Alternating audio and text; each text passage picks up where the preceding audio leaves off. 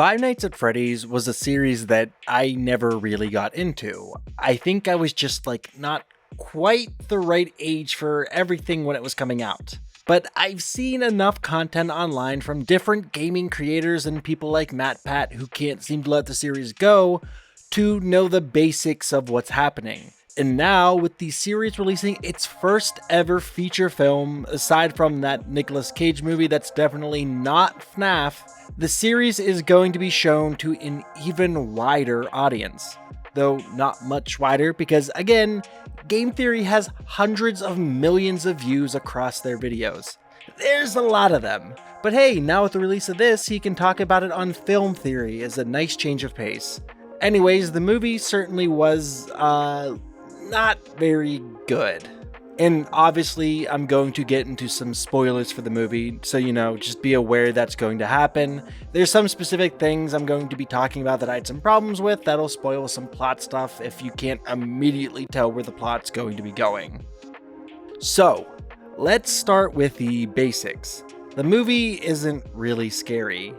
I mean, it's kind of hard for it to get terribly scary with an adaptation like this. A big part of what made the game so scary was actually the fact that you were trapped.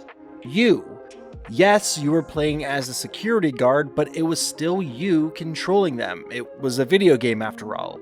And you being in control of this character who is checking security cameras and trying to keep the murderous animatronics from getting to you went a long way in helping you feel the terror that the games were designed to instill. The movie, as a result of its medium, removes all of that agency and instead tries to tell a more cohesive story and relies on its superior graphics to try and creep you out with the animatronics, which admittedly looked pretty good throughout, except for the cupcake animatronic that they obviously couldn't figure out how to make move around realistically, so they do some camera tricks to try and make it look like it's moving on its own.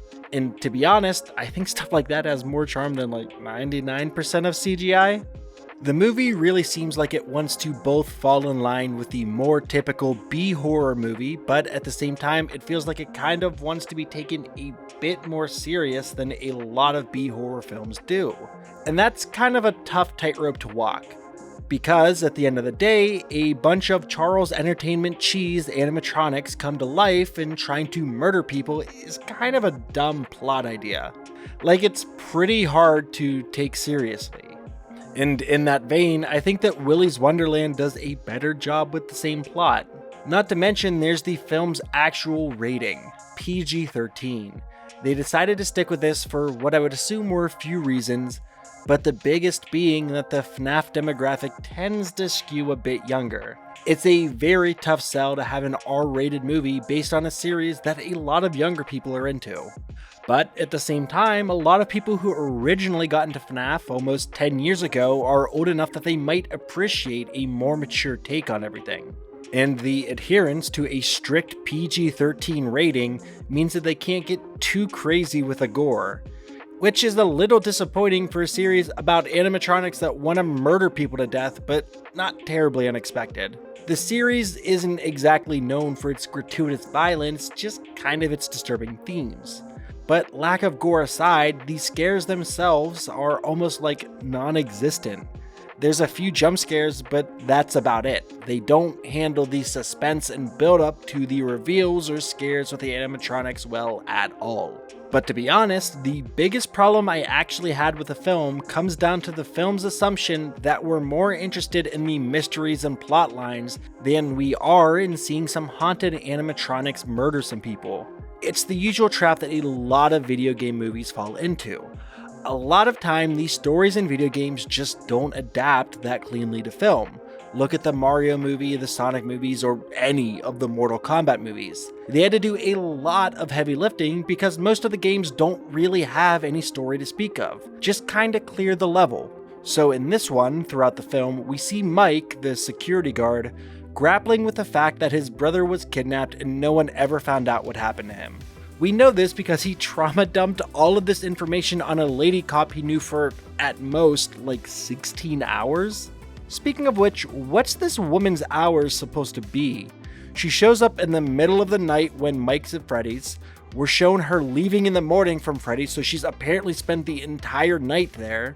Then she shows up at Mike's house in the middle of the day in full uniform. Is she the only cop in this town and also working 24/7? I know they kind of explain it a little bit, but we'll get more into that in a few minutes. So Mike is dealing with his trauma and is trying to remember more information about his brother's kidnapper in his dreams. It doesn't ever work, and he mainly just ends up chasing children around his dreams. It happens more than once. And at one point, Mike, a grown adult who is raising his younger sister, agrees to trade his sister's life so he can have happier dreams of his brother. It's just such a weird moment, and I can't imagine that Mike would even consider that thought with all the grief that we've seen him dealing with, even if he immediately regrets his decision. So, other characters.